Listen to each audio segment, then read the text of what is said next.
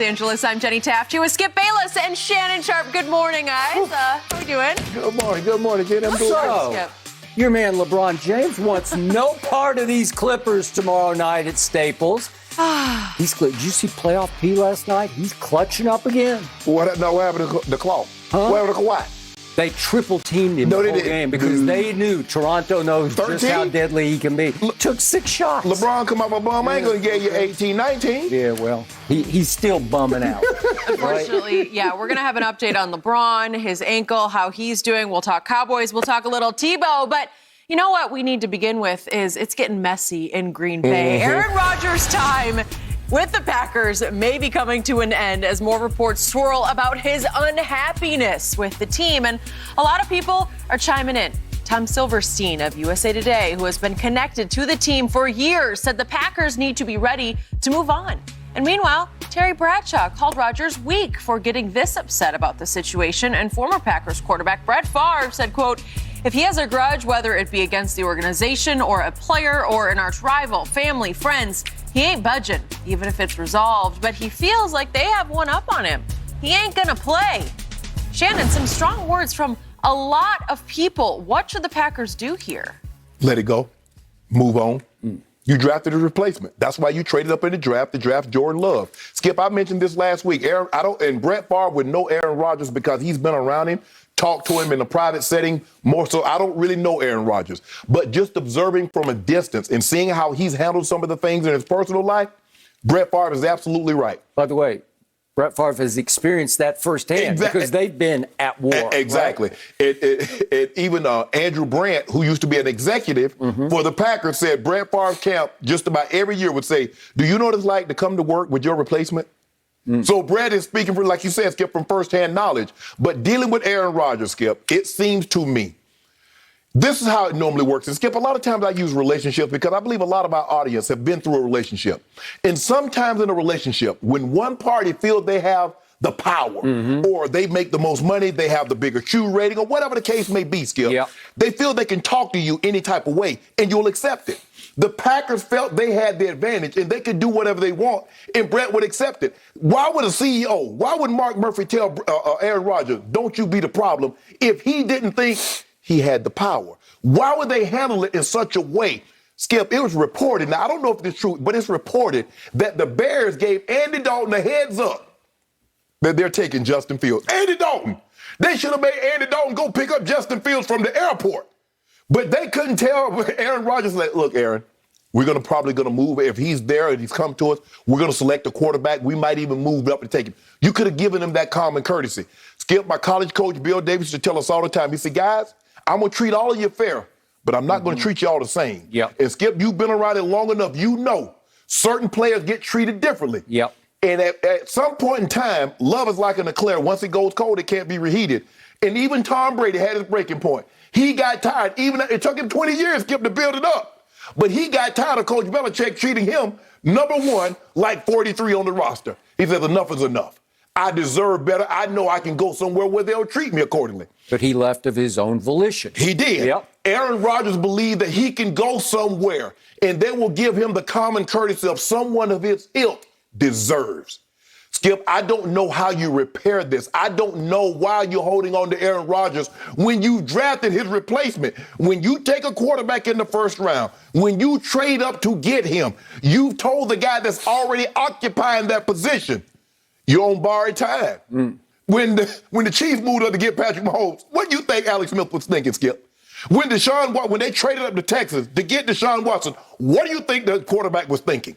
So what do you think Aaron Rodgers, hold on, I'm a 2-time MVP. None of those guys went to the championship game. Aaron Rodgers said, I did just take the team to a championship game, and y'all still think I'm washed up. So now he has the power.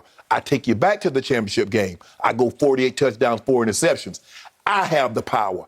I don't like the way you've talked to me, and I was just waiting for this moment, Skip. And I told you, the moment he get that sledgehammer back in his hand, he gonna break some glass. Aaron Rodgers went out. I don't know how they repaired this, Skip. Too much damage has been done, and Aaron is a guy, Skip, you hold a grudge. He gonna hold that grudge until he gets up out of there. It's only a matter of time. Gutekunst can say all he wants to. Now, all of a sudden, we're committed to him long-term to 21 and beyond. No, you weren't. No, you were not, and he knows you're lying. Skip, just let it go. Just let it go. TB's my guy. I've known Terry Bradshaw. We're in the Hall of Fame together. And when we talk, and I don't get a chance to talk to him much, but when I talk to Terry Bradshaw, Skip, we really never talk about football. We always talk about his farm, his cattle. He have big cattle farmer, bring us bulls, bring us cattle, beef cattle. Skip, TB, you retired in 84. I retired in 2004. Things are different now. And I had to come to that realization, Skip. I was like, but that's the way we did it. And that's the way we did it. And then I started hearing myself, listening to myself, like, damn, I'm that grumpy old guy that everybody talked about when I was playing. Things are different now, Skip. Their players have more control now. It used to be the team had all the control. They controlled you until you couldn't play anymore, and then you ended up like Johnny Unitas or you ended up like Joe Namath. But not anymore. Guys are not afraid to move. Joe Montana did not end up in 49ers. Emmitt Smith did not end up wearing Cowboy color. Some of the all-time greats, Skip, ended up in another uniform that we associate them with. Okay. It's over. You know it's over. I know it's over. The Pack need to know it's over. I don't know it's over, but maybe you're saying you in general know it's over, but don't lay it on me. You don't want it to be over because you know what's going to happen if he's still with the Pack and the Cowboys. Well, you once played for the Denver Broncos. You became a Hall of Famer as a Denver Bronco, later as a Baltimore Raven, but mostly as a Denver Bronco, right? You went into the Hall of Fame as a Denver Bronco. I went back and finished up for 2 years in Denver. Correct? Yes. And you are hoping against hope that somehow Aaron Rodgers winds up your quarterback as a Denver Bronco, because right now you are stuck with Teddy Bridgewater and Drew Lock. I told you he wouldn't work. Which one you want?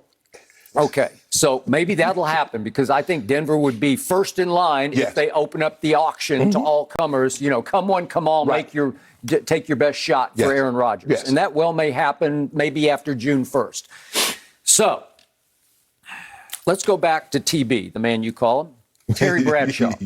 I also have known Terry Bradshaw for a long, long time, back to our days. We used to play basketball with and against each other at Las Colinas Sports Club in Dallas, Texas, when he was first trying to get into this business as a commentator.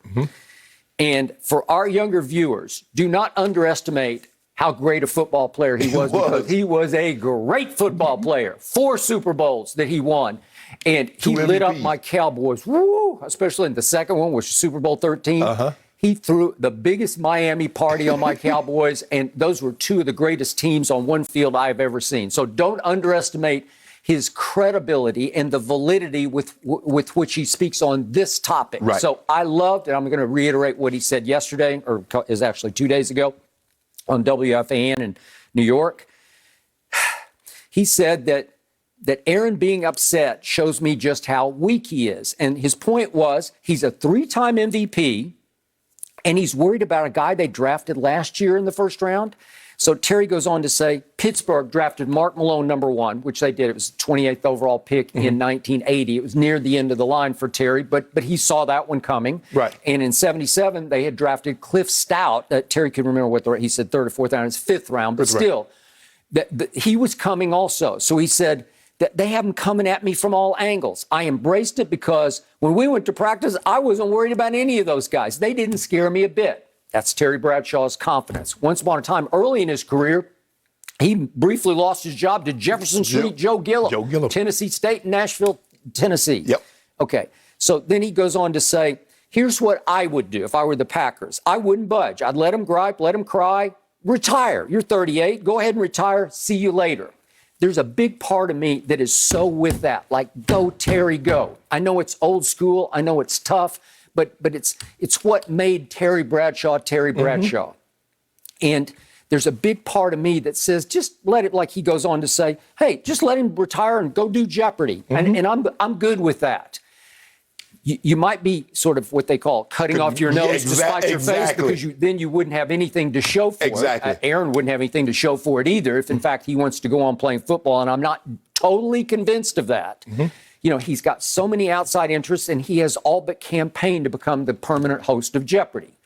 I don't think he'd be great at it, but you do think he would be great. So the mere fact that you, as a guy who was a guest contestant on Jeopardy, thinks that he could be a great Jeopardy host, okay, so he's got a shot there. That would be his second career. He says he could do both at the same time, because he had boiled it down to it take only 46 days a year to tape all the Jeopardy episodes for a whole year. I think he was just throwing that out there for the Packers just in case y'all act funny.